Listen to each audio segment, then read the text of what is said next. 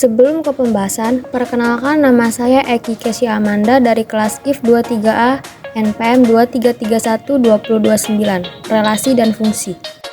Apa sih relasi dan fungsi? Relasi adalah hubungan antara himpunan dari daerah asal domain dan daerah kawan kodomain. Sedangkan fungsi, hubungan antara daerah domain dan kodomain di mana setiap satu anggota domain tepat berpasangan dengan satu anggota kodomain tersebut.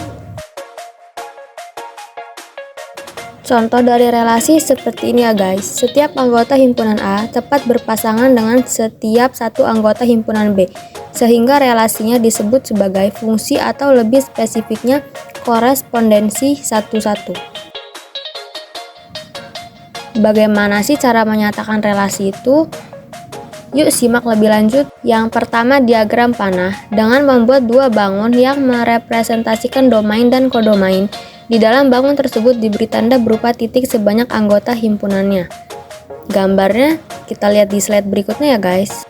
Berikut gambar diagram panah. Setiap anggota domain tepat berpasangan dengan satu anggota kodomain secara berurutan.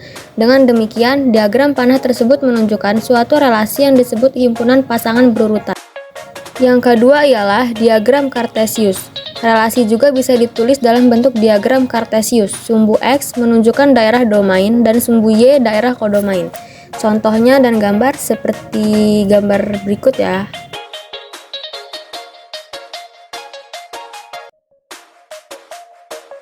Ada berapa sih jenis-jenis fungsi tersebut? Fungsi merupakan bentuk relasi khusus. Setiap fungsi sudah bisa dipastikan relasi, namun setiap relasi belum tentu fungsi. Syarat khususnya ialah tidak boleh ada anggota domain yang tidak berpasangan dan tidak boleh ada anggota domain yang berpasangan lebih dari satu atau bercabang. Yang pertama, fungsi injektif.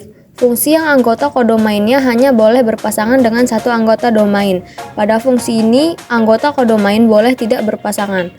Perhatikan gambar di samping. Setiap anggota domain tepat berpasangan dengan satu anggota kodomain, namun masih ada anggota kodomain yang tidak berpasangan.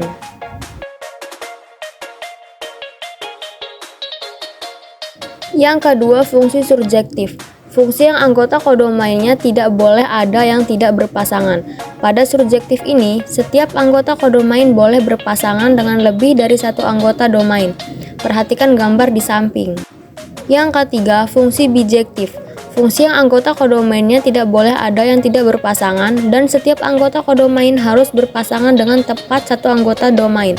Artinya, anggota kodomain tidak boleh bercabang. Notasi fungsi.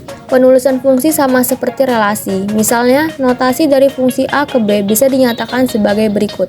Notasi tersebut memiliki arti. Fungsi F memetakan setiap anggota himpunan A dengan satu anggota himpunan B. Contoh soal, memiliki fungsi f(x) sama dengan 4 plus 2x dan memiliki daerah asal 1, 3, 5, 7. Kita langsung ke pembahasan.